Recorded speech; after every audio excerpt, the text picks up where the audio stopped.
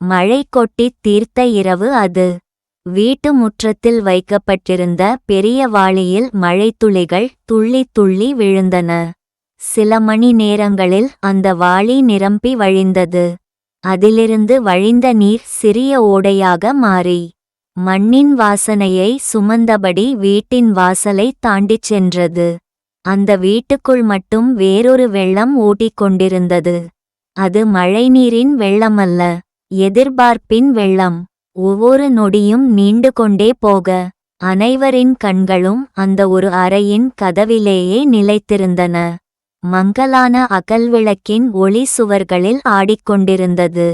மின்சாரம் இல்லாத அந்த இரவில் அந்தச் சிறிய தீப்பொறியை அந்த வீட்டின் நம்பிக்கையாக இருந்தது. வெளியே இடியோசை கேட்டாலும் உள்ளே எல்லோரின் இதயத்துடிப்பே அதிகமாக கேட்டது.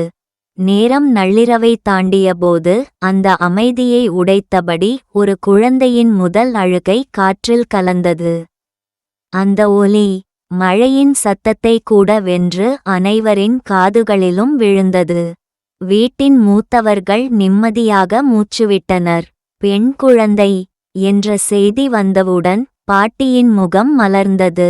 அக்கம்பக்கத்து பெண்கள் அனைவரும் மகிழ்ச்சியோடு இறைவனுக்கு நன்றி சொன்னார்கள். அந்த வீட்டில் ஒரு புதிய உயிர் பிறந்திருந்தது. சில நிமிடங்களில் தாயின் அருகில் மெதுவாக கிடத்தப்பட்ட அந்தச் சிறிய குழந்தை கண்களை திறந்து சிரித்தது போல தோன்றியது. அகல்விளக்கின் மங்கலான ஒளி அவளது முகத்தில் விழ அந்தச் சிரிப்பு அந்த வீட்டையே ஒளிரச் செய்தது. அந்த குழந்தையை முதலில் பார்த்தவர்கள் அனைவரும் தேவதை மாதிரி இருக்கிறாள் என்று சொல்லிக்கொண்டே ஆசீர்வதித்தனர். மழைத்துளிகள் எப்படி மண்ணை உயிர்ப்பிக்கிறதோ அப்படியே அந்தச் சின்ன சிரிப்பு ஒவ்வொருவரின் மனதையும் நனைத்தது.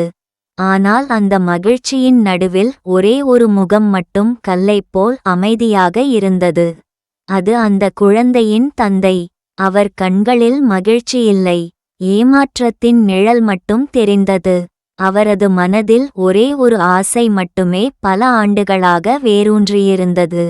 ஆண் குழந்தை பிறக்க வேண்டும் என்ற எண்ணம் பிறந்த அந்த உயிரின் மதிப்பை கூட பார்க்கவிடவில்லை. தனது கைகளில் குழந்தையை வாங்கவும் அவர் முன்வரவில்லை. அதை பார்த்த தாய் குழந்தையை நெஞ்சோடு அணைத்து கொண்டாள். உலகம் ஏற்றுக்கொள்ளாவிட்டாலும் நான் ஏற்றுக்கொள்கிறேன் என்று அவளது கண்கள் அமைதியாகச் சொன்னது. அந்த தாயின் அன்பே அந்த குழந்தையின் முதல் பாதுகாப்பான உலகமாக மாறியது. வெளியில் மழை தொடர்ந்து பெய்து கொண்டே இருந்தது. வாளியில் வழிந்த நீர் சிறு ஓடையாகி தூரம் சென்றது. அந்த ஓடை போலவே அந்த குழந்தையின் வாழ்க்கையும் பல திருப்பங்களைச் சந்திக்கப் போகிறது என்பதை யாரும் அப்போது அறிந்திருக்கவில்லை. அந்த இரவு மழை எல்லோரையும் ஒரே மாதிரி நனைத்தது. ஆனால் மனித மனங்கள் மட்டும் ஒரே மாதிரி இல்லை. சில இதயங்கள் அந்த பிறப்பை கொண்டாடின, ஒரு இதயம் மட்டும் அதை ஏற்றுக்கொள்ள மறுத்தது. அகல்விளக்கின் மங்கலான ஒளியில் சிரித்த அந்தச் சிறிய முகம் எதிர்காலத்தில் எத்தனை புயல்களை எதிர்கொள்ளப் போகிறது என்பதையும் அறியவில்லை. அவளுக்கு தெரிந்தது தாயின் அரவணைப்பு மட்டும். அந்த குழந்தையின் முதல் சிரிப்பை உலகம் சாதாரணமாக பார்த்திருக்கலாம். ஆனால் இயற்கை மட்டும் வேறுவிதமாக கொண்டாடியது. அதனால்தான் வானமே கண்ணீராக மழை பொழிந்து பூமி அவளை வரவேற்க தனது மண்வாசனையை பரப்பியது. 16ஆம் நாளில் வீட்டில் பெயர் சூட்டும் விழா எளிமையாக நடத்தப்பட்டது. மூத்தவர்கள் பல பெயர்களைச் சொன்னார்கள். இறுதியில் பாட்டி மெதுவாக நிவர்த்தி என்று பெயரை உச்சரித்தார். அந்த ஒரு வார்த்தை வீட்டையே அமைதியாக்கியது. துன்பங்களை நிவர்த்தி செய்ய வந்தவள் என்ற அந்த பெயர் அனைவரின் மனதையும் கவர்ந்தது. நிவர்த்தி என்று ஒவ்வொருவரும் மாறி மாறி அழைத்து பார்த்தார்கள். அந்தச் சிறுமி கண்களை திறந்து சின்னதாகச் சிரித்தாள். பெயருக்கேற்ற குழந்தை என்று வந்திருந்த உறவினர்கள் மகிழ்ச்சியுடன் பாராட்டினர். அந்த நாளில் அந்த வீட்டில் கேட்ட இனிமையான ஒலி குழந்தையின் பெயர்தான். அம்மா தனது மகளை மார்போடு அணைத்தபடி, நிவர்த்தி, என் வாழ்வின் ஒளி என்று மெதுவாகச் சொன்னாள். பாட்டி அவளது நெற்றியில் முத்தமிட்டு, இந்த குழந்தை இந்த குடும்பத்தின் விதியையே மாற்றுவாள் என்று ஆசீர்வதித்தார். அனைவரின் முகத்திலும் மகிழ்ச்சி மட்டுமே தெரிந்தது. ஆனால் அந்த மகிழ்ச்சியில் ஒரு வெற்றிடம் இருந்தது. அந்த குழந்தையின் தந்தை மட்டும் அந்த விழாவில் இல்லை. வீட்டின் வாசலைக் கூட அவர் கடக்கவில்லை. தனது மகளின் பெயரை முதன்முறையாக கேட்கும் வாய்ப்பையும் அவர் தவறவிட்டார். வீட்டில் சிரிப்புகள் ஒலித்தாலும் அந்த ஒரு நாற்காலி மட்டும் காலியாகவே இருந்தது. அன்று அனைவரும் நிவர்த்தி என்ற பெயரை கொண்டாடினர். ஆனால் அந்தச் சிறுமிக்கு தெரியாமல் அவளது வாழ்க்கையின் முதல் ஏமாற்றமும் அன்றே பிறந்துவிட்டது. அவளை உலகம் அன்போடு வரவேற்றது. ஆனால் அவளது சொந்த தந்தையின் இதயம் மட்டும் இன்னும் மூடிய கதவாகவே இருந்தது. ஒரு கணவன் எழுதிய வார்த்தைகளாக அல்ல, பொறுப்பிலிருந்து விலகிச் சென்ற ஒரு மனிதனின் முடிவாக அவை இருந்தன. அவன் சென்றபோது ஒரு முறை கூட தொட்டிலின் அருகே செல்லவில்லை. தனது மகளின் முகத்தை பார்க்கவில்லை. அவளது சிறிய விரல்களை தொட்டு உணரவில்லை. நிவர்த்தி என்று ஒருமுறை கூட அழைக்கவில்லை. அவள் பிறந்ததையே தனது மனம் ஏற்றுக்கொள்ள மறுத்துவிட்டது.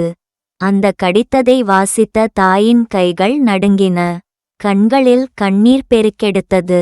ஆனால் தொட்டிலில் அமைதியாக தூங்கிக் கொண்டிருந்த நிவர்த்தியை பார்த்தவுடன் அந்த கண்ணீரை துடைத்தாள். உன் அப்பா உன்னை விட்டு போயிருக்கலாம். ஆனால் உன்னை விட நான் ஒருபோதும் போக மாட்டேன் என்று அவள் குழந்தையை நெஞ்சோடு இறுக அணைத்துக் கொண்டாள். அன்று அந்த வீட்டை விட்டு வெளியேறியது ஒரு மனிதன் மட்டுமல்ல, ஒரு தந்தையின் பொறுப்பும் ஒரு குடும்பத்தின் கனவும். ஆனால் அந்த வீட்டில் இன்னும் அணையாமல் எரிந்து கொண்டிருந்தது ஒரு தாயின் தைரியமும் ஒரு சிறுமியின் எதிர்கால நம்பிக்கையும். காலம் மெதுவாக நகர்ந்தது. தொட்டிலில் தூங்கிய நிவர்த்தி தாயின் அரவணைப்பிலும் தன் மாமாவின் அன்பிலும் வளரத் தொடங்கினாள். ஒரு தந்தையின் அரவணைப்பு இல்லாத வெற்றிடத்தை இரு இதயங்கள் தங்கள் அளவில்லா பாசத்தால் நிரப்ப முயன்றன. நிவர்த்தியின் தாய் எந்த வேலையாக இருந்தாலும் தயங்காமல் செய்தாள். விடியற்காலையில் வேலைக்குச் சென்று இரவு சோர்வுடன் வீடு திரும்பினாலும் மகளின் முகத்தை பார்த்தவுடன் அவளது களைப்பு எல்லாம் மறைந்துவிடும். நீ நல்லா படிச்சு நல்ல மனிதரா வளரணும், அதுதான் என் கனவு என்று தினமும் அவளது காதில் சொல்லிக்கொண்டே இருப்பாள். மாமா நிவர்த்திக்கு ஒரு தந்தையைப் போலவே இருந்தார். பள்ளிக்குச் சேர்த்தது முதல் புத்தகங்கள் வாங்கிக் கொடுத்தது வரை ஒவ்வொரு சிறிய தேவையையும் கவனித்தார். பள்ளியில் பெற்றோர் கூட்டம் நடந்தால் தயக்கமின்றி அவர் செல்வார். நீ என் மகள் மாதிரி என்று சொல்லும் ஒவ்வொரு முறையும் நிவர்த்தியின் கண்களில் நம்பிக்கை மலர்ந்தது. நிவர்த்தி சிறு வயதிலிருந்தே படிப்பிலும் ஒழுக்கத்திலும் அனைவரின் பாராட்டையும் பெற்றாள். வீட்டில் வசதிகள் குறைவாக இருந்தாலும் கனவுகள் மட்டும் குறையவில்லை. அவள் ஒவ்வொரு வெற்றியையும் தன் தாயின் சிரிப்புக்காகவும் மாமாவின் பெருமைக்காகவும் அர்ப்பணித்தாள். சில நேரங்களில் மற்ற குழந்தைகள் தங்கள் தந்தையுடன் பள்ளிக்கு வருவதை பார்த்து நிவர்த்தியின் மனம் அமைதியாகிவிடும். என் அப்பா எங்கே என்ற கேள்வி அவளது கண்களில் தோன்றும். ஆனால் அதை அவள் ஒருபோதும் தாயிடம் கேட்கவில்லை. அந்த கேள்வி தாயின் இதயத்தை மீண்டும் காயப்படுத்தும் என்பதை சிறிய வயதிலேயே அவள் உணர்ந்திருந்தாள். ஒரு பெண்ணின் தைரியமும் ஒரு மாமாவின் தன்னலமற்ற அன்பும் சேர்ந்தால் ஒரு குழந்தையின் வாழ்க்கை எப்படி மலர முடியும் என்பதற்கு நிவர்த்தியை உயிருள்ள சாட்சியாக வளர்ந்து கொண்டிருந்தாள். அவளுக்கு தெரியாமல் அவளது வாழ்க்கை ஒரு சாதாரண கதையாக அல்ல, பலருக்கு நம்பிக்கை தரும் பயணமாக மாறிக்கொண்டிருந்தது. ஆண்டுகள் வேகமாக கடந்தன.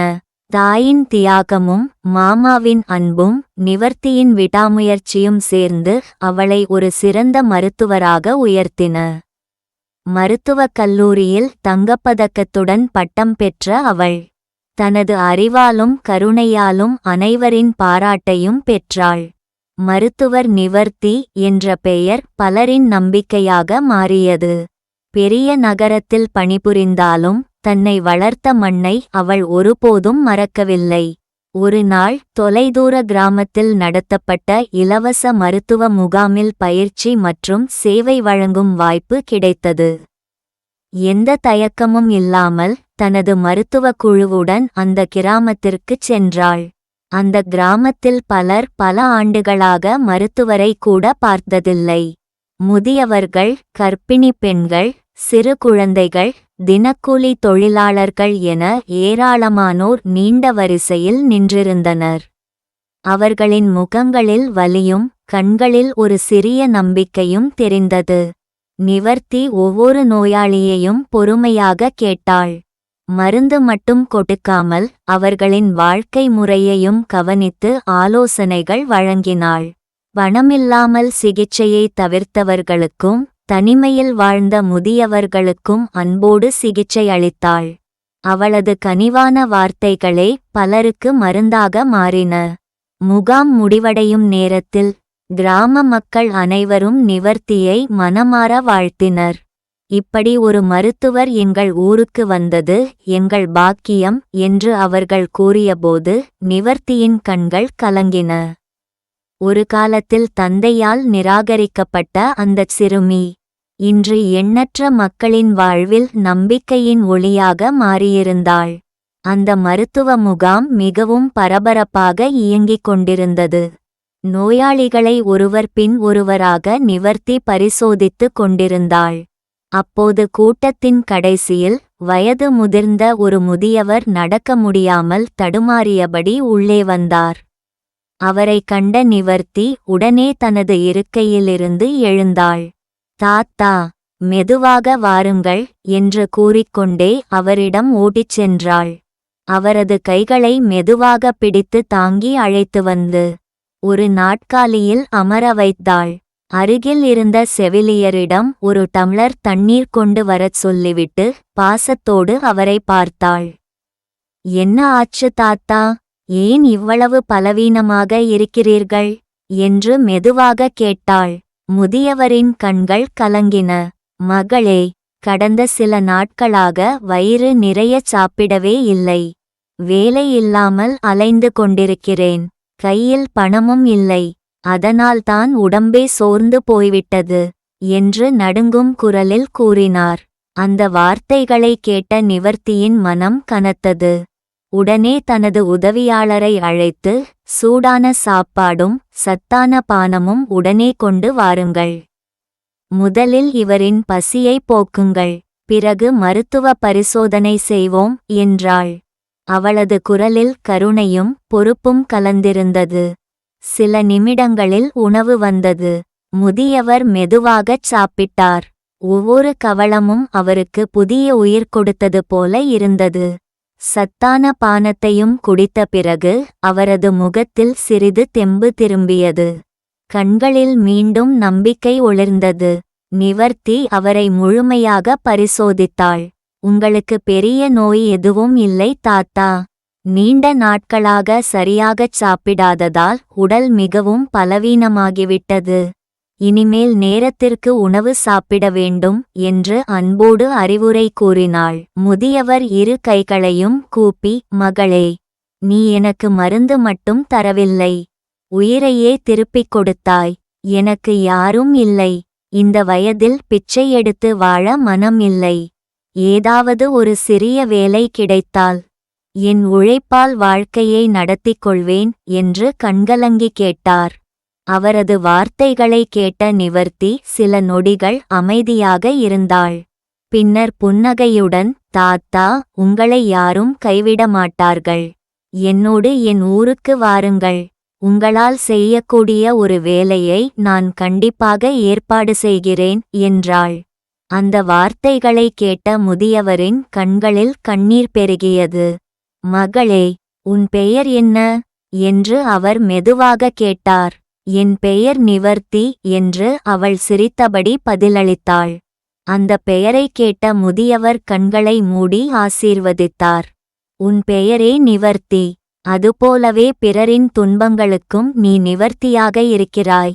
உன்னை போன்றவர்கள் இருக்கும் வரை மனிதநேயம் அழியாது. நீ நீண்ட ஆயுளுடன் வாழ வேண்டும் மகளே என்றார். அந்த ஆசீர்வாதத்தை அமைதியாக ஏற்றுக்கொண்ட நிவர்த்தி, மருத்துவ முகாம் முடிந்ததும் அந்த முதியவரை தனது சொந்த ஊருக்கு அழைத்துச் சென்றாள். அவருக்கு பாதுகாப்பான தங்குமிடமும் அவரால் செய்யக்கூடிய மரியாதையான ஒரு வேலையும் ஏற்பாடு செய்ய வேண்டும் என்ற ஒரே எண்ணம்தான் அவளது மனதில் இருந்தது. ஒரு காலத்தில் ஆதரவின்றி வளர்ந்த சிறுமி, இன்று ஆதரவற்றோருக்கு ஆதரவாக நிற்கும் மனிதநேயத்தின் அடையாளமாக மாறியிருந்தாள். மருத்துவ முகாம் முடிந்ததும் நிவர்த்தி அந்த முதியவரை தனது சொந்த ஊருக்கு அழைத்துச் சென்றாள். நீண்ட பயணத்திற்குப் பிறகு அவர்கள் வீட்டின் வாசலை அடைந்தனர். அந்த வீட்டை பார்த்ததும் முதியவரின் கால்கள் நடுங்கின. பல ஆண்டுகளுக்கு முன்பு தனது மனைவியையும் பிறந்து சில நாட்களே ஆன மகளையும் தனியாக விட்டுவிட்டு வெளியேறிய அதே வீடு அது. காலம் மாறியிருந்தது. ஆனால் அந்த வீட்டின் நினைவுகள் மட்டும் மாறவில்லை. வாசலில் நின்ற நிவர்த்தி மகிழ்ச்சியுடன், "அம்மா, நான் வந்துட்டேன்" என்று அழைத்தாள். உள்ளே இருந்த தாய் புன்னகையுடன் வெளியே வந்தாள். ஆனால் நிவர்த்தியின் அருகில் நின்றிருந்த முதியவரை பார்த்த கணமே அவளது முகம் உறைந்து போனது. பல ஆண்டுகளாக நினைவுகளில் மட்டுமே இருந்த அந்த முகம் இன்று காலத்தின் சுமையைச் சுமந்தபடி அவள் முன் நின்றது. முதியவரின் கண்களில் கண்ணீர் வழிந்தது. நடுங்கிய குரலில், "என்னை மன்னித்துவிடு. நான் உங்களோடு வாழத் தகுதியானவன் அல்ல. ஒரு பெண் குழந்தையை வளர்க்கும் பொறுப்புக்கு பயந்து உங்களிருவரையும் விட்டுப் போனவன் நான். இன்று வாழ்க்கை என்னை எதுவுமில்லாதவனாக மாற்றி மீண்டும் உங்கள் வாசலிலேயே கொண்டு வந்து நிறுத்திவிட்டது" என்று தலைகுனிந்து கூறினார். அந்த வார்த்தைகளை கேட்ட நிவர்த்தி அதிர்ச்சியில் உறைந்து நின்றாள். அவளது மனதில் பல ஆண்டுகளாக பதில் இல்லாமல் இருந்த கேள்விகளுக்கு ஒரே நொடியில் பதில் கிடைத்துவிட்டது. மெதுவாக அவரிடம் நெருங்கி, நடுங்கும் கைகளால் அவரது முகத்தை தொட்டாள். "நீங்கள்தான் என் அப்பாவா?" என்று கண்ணீர் மல்க கேட்டாள். அந்த ஒரு கேள்வியே முதியவரின் இதயத்தை உடைத்தது. அவர் பதில் சொல்ல முடியாமல் அழுதார். அடுத்த நொடியே நிவர்த்தி அவரை இறுக கட்டிப்பிடித்தாள். தனது வாழ்நாளில் முதன்முறையாக தந்தையின் அரவணைப்பை உணர்ந்தாள். இருவரின் கண்களிலும் வழிந்த கண்ணீர் பல ஆண்டுகளாக பிரிந்திருந்த உறவை மீண்டும் இணைத்தது. வாசலில் நின்றபடி அந்த காட்சியை பார்த்த தாயின் கண்களிலும் கண்ணீர் பெருகியது. விதி அவர்களை எவ்வளவு தூரம் பிரித்திருந்தாலும் கருணையும் மன்னிப்பும் மீண்டும் ஒரே குடும்பமாக இணைத்திருந்தது. ஒரு காலத்தில் தன் மகளின் முகத்தை கூட பார்க்க மறுத்த அந்த மனிதன் இன்று அதே மகளின் அணைப்பில்தான் தனது வாழ்க்கையின் உண்மையான நிவர்த்தியை கண்டடைந்தார். நிவர்த்தி தனது தந்தையின் கைகளை மெதுவாக பிடித்தாள். கண்ணீரை துடைத்தபடி புன்னகைத்து, "அப்பா, உங்களுக்காக நான் ஒரு வேலை வைத்திருக்கிறேன்" என்றாள். அவளது வார்த்தைகளை கேட்ட தந்தை ஆச்சரியமாக, "என்னம்மா, என்ன வேலை?" என்று கேட்டார். நிவர்த்தி சிரித்தபடி, "இந்த குடும்பத்தை இனிமேல் ஒருபோதும் விட்டு போகக்கூடாது. அம்மாவையும் என்னையும் எப்போதும் உங்களோடு வைத்துக்கொள்ள வேண்டும். அதுதான் உங்களுக்கான வேலை" என்றாள். அந்த ஒரு நொடி வீட்டில் இருந்த அனைவரின் கண்களும் கலங்கின.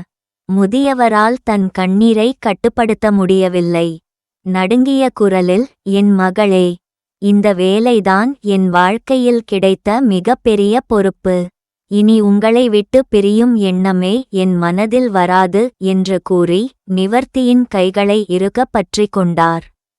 பிறகு குழந்தையைப் போல சிரித்தபடி, "சரி மேடம், உங்க கட்டளையை நான் கண்டிப்பாக கேட்கிறேன். இனிமேல் இந்த குடும்பத்தை விட்டு ஒரு அடி கூட வெளியே போக மாட்டேன்" என்று நகைச்சுவையாகச் சொன்னார். அந்த வார்த்தைகளை கேட்ட நிவர்த்தி சிரித்தபடியே அவரை அணைத்துக் கொண்டாள். பல ஆண்டுகளாக தேடிய தந்தையின் அன்பை அந்த அணைப்பில் உணர்ந்தாள். அந்த வீட்டில் மீண்டும் சிரிப்பு மலர்ந்தது. ஒரு காலத்தில் பொறுப்புக்கு பயந்து சென்ற மனிதர் இன்று அதே குடும்பத்தை தனது உயிராக ஏற்றுக்கொண்டார். அந்த நாளிலிருந்து நிவர்த்தியின் வீடு ஒரு சாதாரண வீடாக இல்லை. மன்னிப்பும் அன்பும் குடும்பத்தின் உண்மையான அர்த்தமும் வாழ்ந்த ஒரு இல்லமாக மாறியது.